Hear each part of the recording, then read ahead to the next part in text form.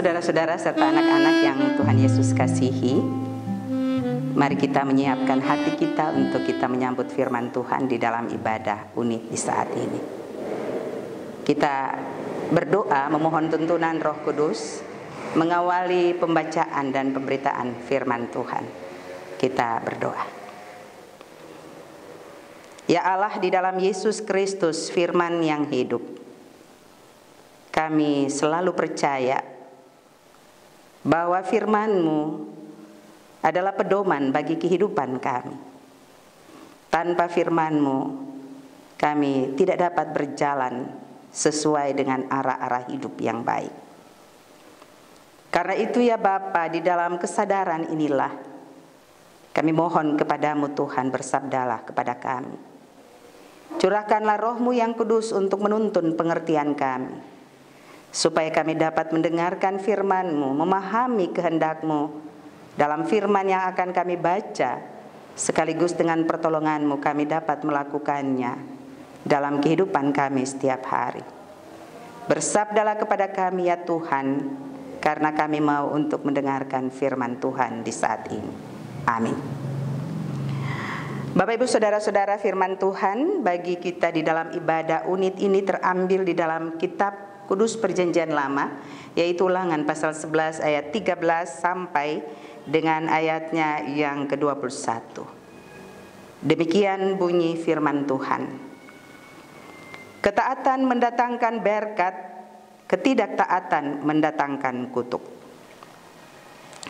Jika kamu dengan sungguh-sungguh mendengarkan perintah yang kusampaikan pada hari ini, sehingga kamu mengasihi Tuhan Allahmu dan beribadah kepadanya dengan segenap hatimu dan dengan segenap jiwamu, maka Ia akan memberikan hujan untuk tanahmu pada masanya, hujan awal dan hujan akhir, sehingga engkau dapat mengumpulkan gandummu, anggurmu, dan minyakmu. Dan Dia akan memberikan rumput di padangmu untuk hewanmu, sehingga engkau dapat makan dan menjadi kenyang. Hati-hatilah supaya jangan hatimu terbujuk, sehingga kamu menyimpang dengan beribadah kepada Allah lain dan sujud menyembah kepadanya. Jika demikian, maka akan bangkitlah murka Allah terhadap kamu, dan Ia akan menutup langit, sehingga tidak ada hujan dan tanah tidak mengeluarkan hasil. Lalu kamu lenyap dengan cepat dari negeri yang baik yang diberikan Tuhan Allah kepadamu. Tetapi kamu harus menaruh perkataanku ini dalam hatimu dan dalam jiwamu. Kamu harus mengikatnya sebagai tanda pada tanganmu, dan haruslah itu menjadi lambang di dahimu. Kamu harus mengajarkannya kepada anak-anakmu dengan membicarakannya apabila engkau duduk di rumahmu, dan apabila engkau sedang dalam perjalanan, apabila engkau berbaring, dan apabila engkau bangun. Engkau harus menuliskannya pada tiang pintu rumahmu dan pada pintu gerbangmu, supaya panjang umurmu dan umur anak-anakmu di tanah yang dijanjikan Tuhan dengan sumpah kepada nenek moyangmu untuk memberikannya kepada mereka selama ada langit di atas bumi. Demikianlah bunyi firman Tuhan bagi kita semua. Bapak Ibu Saudara-saudara yang Tuhan Yesus kasihi, bagian firman Tuhan yang baru saja kita baca, yaitu Ulangan pasal 11 ayat 13 sampai ayat 21, adalah bagian yang berisikan amanat perpisahan Musa kepada bangsa Israel. Di dalam kisah perjalanan bangsa Israel dari tanah perbudakan menuju ke tanah Kanaan, tanah yang dijanjikan oleh Tuhan bagi umat Allah itu, kita telah mendapat dari sekolah minggu tentang Musa yang dipercayakan oleh Allah untuk menuntun umatnya di dalam perjalanan panjang selama 40 tahun lamanya. Namun sejarah mencatat bahwa Musa, ia tidak berkesempatan untuk membawa bangsa Israel masuk di tanah Kanaan. Karena itu bagian firman Tuhan ini adalah bagian dari amanat perpisahan Musa sebelum ia berpisah dengan umat Israel yang akan meneruskan perjalanan mereka masuk di tanah Kanaan yang dipimpin oleh Yosua adiknya. Bapak Ibu Saudara-saudara, di dalam bagian firman Tuhan ini, Musa dalam tanggung jawab Allah kepadanya untuk membawa umat Israel mengenal Tuhan Allah. Maka Musa, ia merasa bertanggung jawab untuk menyampaikan kepada bangsa Israel amanat ini yang berisi tentang bangsa Israel. Musa kembali mengulas balik perjalanan bangsa Israel ketika mereka keluar dari tanah Mesir, dan bagaimana penyertaan Tuhan dan perbuatan Tuhan yang besar bagi kehidupan umat Allah itu. Ketika mereka keluar dari tanah Mesir, diburu oleh Firaun dan pasukannya, mereka harus berhadapan dengan laut beraur yang menghalangi perjalanan mereka. Tuhan menyatakan kehadirannya dan menyatakan perbuatannya yang besar lewat hambanya Musa. Maka laut beraur terbelah dua oleh tongkat Musa, dan Israel dapat berjalan. Ketika Israel berjalan di padang gurun dan mereka lapar serta haus, Allah memberikan makan kepada mereka. Ingatkah kita peristiwa di Masa dan di Meribah? Pada saat mereka berjalan siang dan malam, Allah tahu apa yang harus Allah lakukan untuk melindungi umatnya dari sengatan panas matahari dan malam yang gelap. Allah menghadirkan tiang awan dan tiang api. Bahkan Allah juga membuat Israel menjadi bangsa yang kuat, walaupun mereka berjalan siang dan malam dalam keadaan yang letih. Tetapi ketika mereka berhadapan dengan kekuatan perang yang kuat yang menghalangi mereka, Allah menganugerahkan kekuatan bagi bangsa Israel untuk dapat berperang dan menghalau semua musuh yang menghalangi mereka. Inilah perbuatan-perbuatan Allah yang besar yang telah terjadi dalam kehidupan umat Allah itu, yang diingatkan oleh Musa di dalam amanat perpisahannya. Teristimewa kepada generasi yang tidak sempat menyaksikan perjalanan pada saat Tuhan menyatakan perbuatan-perbuatan besar dan mereka menyaksikan secara langsung. Sebab perjalanan 40 tahun membutuhkan waktu yang lama, dan tidak semua generasi menyaksikan peristiwa laut beraur terbelah di Masa dan di Meribah, tiang awan dan tiang api dan sebagainya.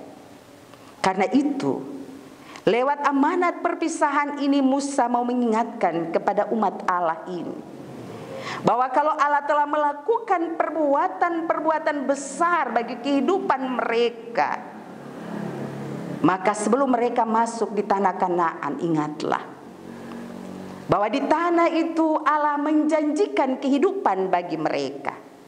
Tetapi dengan kelimpahan itu bisa saja membuat umat Israel dekat dengan Allah, percaya kepada Allah, semakin mengasihi Allah. Tetapi juga lewat kelimpahan itu Israel bisa saja melupakan Allah dan berbalik kepada Allah. Karena itu, sebelum mereka masuk bagian firman Tuhan ini, sebenarnya dalam amanat perpisahan Musa ini, Musa memberikan pilihan kepada umat Israel. Dan pilihan ini diawali dengan Musa menceritakan perbuatan-perbuatan kasih Allah yang besar bagi kehidupan umatnya itu. Karena itu Israel dapat memilih, kalau mereka telah melihat kasih Allah yang telah menyertai perjalanan umat Allah itu dari Mesir sampai di tanah Kanaan, maka ini akan menjadi pengalaman dan menjadi kekuatan bagi mereka untuk tidak melupakan Allah. Karena itu, kalau mereka berada di tanah ini, kalau mereka taat kepada Allah, mereka akan selalu percaya dan menyembah Allah sebagai Tuhan mereka, hidup di dalam Tuhan, taat kepada Tuhan, mengikuti perintah-perintahnya, maka dampak dari ketaatan mereka adalah mereka akan menerima berkat.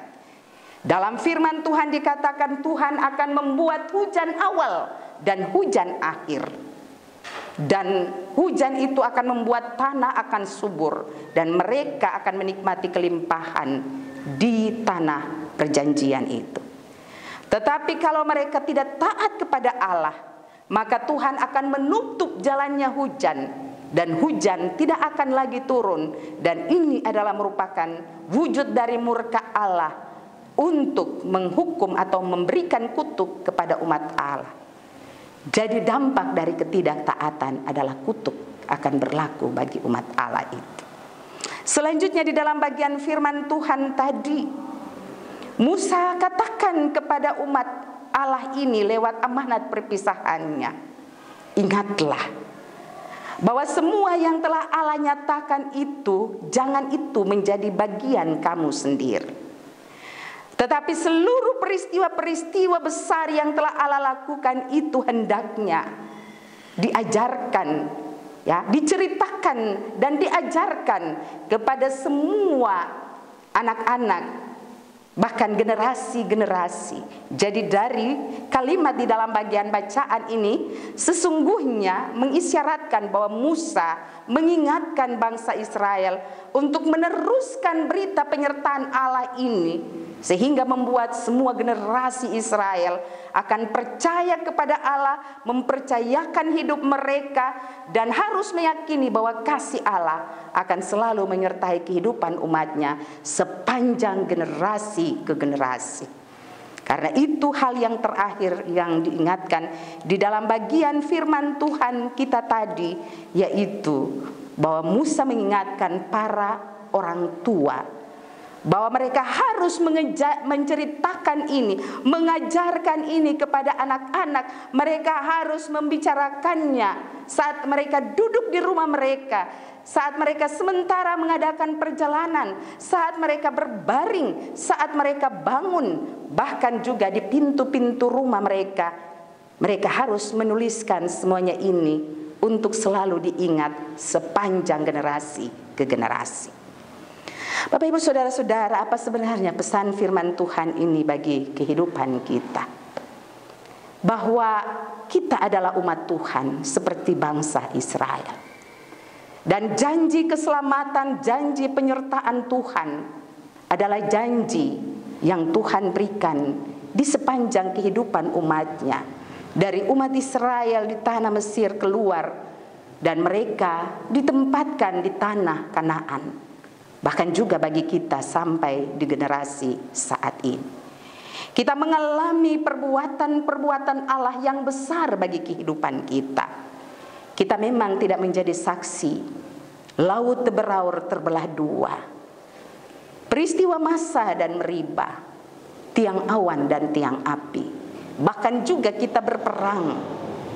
Tetapi di saat ini kita menyadari bahwa terlalu banyak hal yang Tuhan buat bagi kita. Kesuksesan-kesuksesan kita, keselamatan-keselamatan kita, kehidupan sampai pada saat ini. Kita mungkin memiliki keluarga, memiliki istri, memiliki suami, memiliki anak-anak, dan kita menikmati hidup yang bahagia. Semua yang kita alami ini sesungguhnya bukan berasal, bukan bisa terjadi begitu saja. Tetapi sebagai orang percaya kita meyakini semua yang kita alami dan kita dapati itu berasal daripada Tuhan. Lewat amanat perpisahan Musa ini, Musa selalu mengingatkan kita bahwa seluruh perbuatan Tuhan yang besar itu jangan kita nikmati dan kita lupakan begitu saja. Tetapi hendaklah ini menjadi pengalaman iman dalam kehidupan kita, supaya membuat kita menyadari sungguh bahwa kalau Tuhan sudah mengasihi kita, maka kita juga harus memberikan kasih kita kepada Tuhan. Caranya adalah bahwa kita harus selalu percaya kepada Tuhan, taat kepada Tuhan, dan mengikuti perintah yang Tuhan berikan kepada kita. Tidak ada perintah Tuhan yang mengajarkan kita untuk hidup tidak baik. Tuhan tidak pernah mengajarkan kejahatan bagi kita. Tetapi seluruh isi perintah dan ajarannya adalah ajaran bagi kebaikan dan keselamatan kita. Tapi kadang kita terbuai untuk mengikuti keadaan-keadaan dunia ini. Karena itu tawaran kepada bangsa Israel sebelum masuk di tanah Kanaan dengan berkat yang sementara menanti mereka. Maka itu juga kepada kita selalu diingatkan oleh Tuhan. Jangan pernah kita lupa bahwa semua yang kita miliki berasal daripada Tuhan. Dan karena itu pengakuan iman ini perlu untuk kita wujudkan lewat ketaatan kita kepada Tuhan. Karena itu jangan kita melihat semua yang kita miliki itu, lalu semua kelebihan-kelebihan kita, berkat-berkat kita, lalu menutup mata iman kita, membuat kita bukannya lebih dekat dengan Allah, tetapi berbalik dari Allah, melupakan Allah, dan juga kita tidak lagi mengasihi Allah dalam hidup kita. Kita lebih mengasihi uang, kita lebih mengasihi jabatan kita, kita lebih mengasihi kehormatan kita lebih mengasihi keluarga kita lebih mengasihi diri kita lebih daripada kita mengasihi Tuhan yang mengasihi kita dan rela memberi dirinya berkorban menebus dosa kita. Karena itu ingatlah bahwa ketaatan kita akan membuat Allah menganugerahkan berkat bagi kita, sebab dampak dari ketaatan adalah berkat dan dampak dari ketidaktaatan adalah kutuk. Hidup ini bagaikan roda yang berputar.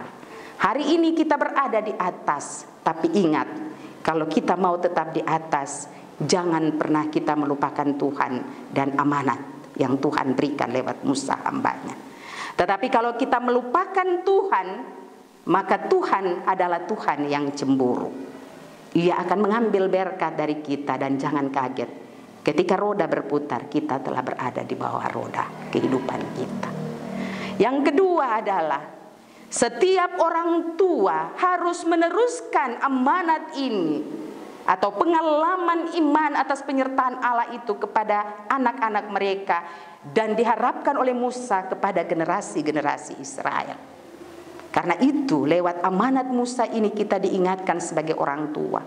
Walaupun kita sibuk apapun, tapi ingat, Tuhan memberikan amanat lewat hambanya Musa. Jangan pernah kita lupa untuk memberikan waktu kepada anak-anak kita, kepada generasi-generasi kita. Jangan pernah lupa saat kita berjalan dengan mereka, saat kita tidur dengan mereka, saat kita duduk dengan mereka, bahkan kita taruh di pintu rumah atau pintu hidup keluarga kita, bahwa percaya kepada Tuhan, hidup di dalam Tuhan, taat kepada Tuhan adalah bagian yang sangat penting, yang sangat esensi dalam kehidupan kita sebagai orang percaya. Pembinaan kepada anak-anak, pendidikan moral hidup kepada anak-anak adalah merupakan tanggung jawab orang tua yang tidak boleh terlupakan. Hanya karena kesibukan kita dan juga tuntutan hidup yang membuat kita harus bekerja demi masa depan anak-anak kita. Jangan sampai kita mau bekerja lupa waktu hanya karena masa depan, lalu kita tidak sadar bahwa kita sementara menghancurkan masa depan anak-anak kita karena tidak memberikan ruang dan waktu untuk memberikan pendidikan moral, pembinaan hidup bagi hidup mereka. Karena itu Bapak Ibu Saudara-saudara, berikanlah waktu kepada anak-anak kita. Sebab pada saat mereka menduka citakan hati kita dari orang tua, kita tidak bisa menyalahkan mereka. Kita menyalahkan diri kita, apakah kita telah memberikan ruang, memberikan pendidikan, pembinaan moral dan hidup bagi hidup mereka. Kiranya firman Tuhan ini tidak saja kita dengarkan saat ini, tapi mintalah kekuatan dan pertolongan Tuhan untuk firman ini tertanam di hati kita, dan kita dapat melakukannya. Baik sebagai orang tua, tapi juga anak. Ingatlah bahwa amanat perpisahan Musa ini adalah amanat yang harus kita teruskan dari generasi ke generasi hidup kita. Tuhan kiranya menolong kita semua, supaya pilihan hidup kita adalah pilihan untuk menerima berkat Tuhan hanya dengan kita percaya kepada Tuhan dan taat untuk melakukan kehendak-Nya bagi hidup kita. Kiranya Tuhan menolong kita selalu. Amin.